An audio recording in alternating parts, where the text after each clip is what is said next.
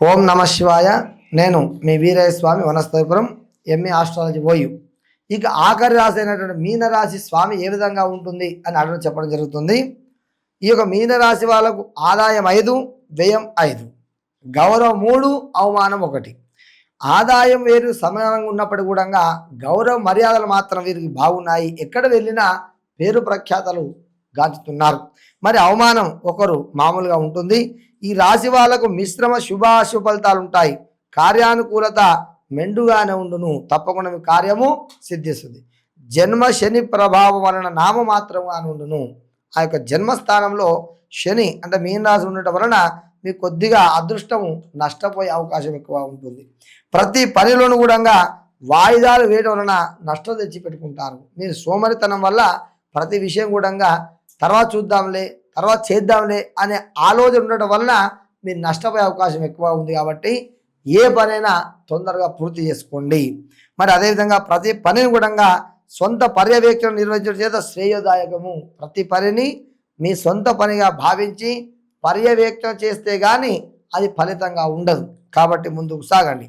మరి ఇతర సంఘములలో, కుల సంఘములలో, యూనియన్లలో గుర్తింపు లభించి ఉన్నత పదవులు మీకు ఆలస్యంగా లభించగలవు. మీ కుల వృత్తులలో ఎంతో కష్టపడ్డప్పుడు కూడా ఆశించడానికంటే తొందరగా రాదు, కొన్ని తర్వాత వచ్చే అవకాశం ఉంది.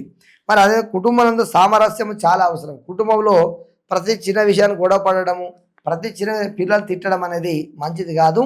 అది కొద్దిగా మానుకోవాలి. మీనరాశి వాళ్ళు కోర్టు వ్యవహారం నందు తగాదాలు సాధ్యమైనంత వరకు దూరంగా ఉండటం మంచిది.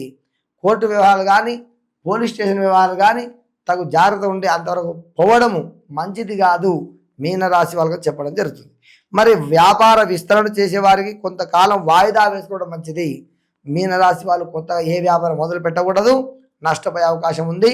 జన్మస్థాన శని ప్రభావం చేత ఏ వ్యాపారం పెట్టినా ఎక్కువగా నష్టపోయే అవకాశం ఉంది. కాబట్టి ఆచి తూచి అడుగు వేసింది. కాబట్టి పొత్తు వ్యాపారం అంటే మీ పేరు కాకుండా ఇంకొకటి పేరుతో నడిపించుకోవడం మంచిది. కుటుంబంలో మీ పిల్లల పేరు కానీ, మీ భార్య పేరుతో కానీ నడిపించడం చాలా అవసరం.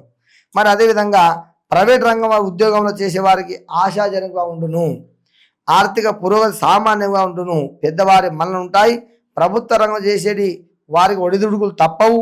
ప్రమోషన్లు, బదిలీలు కొలది జాప్యంతో అనుకూలిస్తాయి. విద్యార్థులకు సామాన్యంగా ఉండును. విశేషంగా శ్రమించిన కానీ లక్ష్యం సాధించడం చాలా కష్టం. ఈ యొక్క శని ప్రభావం చేత బుద్ధి మందగించే అవకాశం ఉంటుంది. మీనరాశి వాళ్ళకు చదివినా మర్చిపోయే అవకాశం ఉంటుంది. కాబట్టి మీరు తప్పకుండా అధికంగా శ్రమించి ముందుకు వెళ్ళాలి. రియల్ ఎస్టేట్ రంగం వారికి ఊహాత్మకంగా వ్యాపారం చేసి వస్తాయి. మద్యం ఫలితాలు ఉంటాయి. రాజకీయ రంగం వారికి వృద్ధి క్షేములు అంటే ఆ యొక్క విజయం సాధించరు. వృద్ధి క్షేములు ఉండినంటే పైకి ఎదురుట, కింది పడుట, ఇలాంటి ఒడిదులు ఉన్నప్పుడు కూడా మీరే తప్పకుండా ముందుకు సాధించగలుగుతారని చెప్పి మీనరాశి వాళ్ళు చెప్పడం జరుగుతుంది. ఇంట్లో శుభకార్యాలు చేకూరుతాయి. బంధుమిత్రుల సహాయ సహకారం కలిసి వస్తాయి. వస్తువాహనములు సంగ్రహిస్తారు. గురు భూలాభం ఉండగలవు. మీనరాశి వాళ్ళు ఈ సంవత్సరం కూడా మీరు అనుకున్న లక్ష్యాన్ని సాధించగలరు.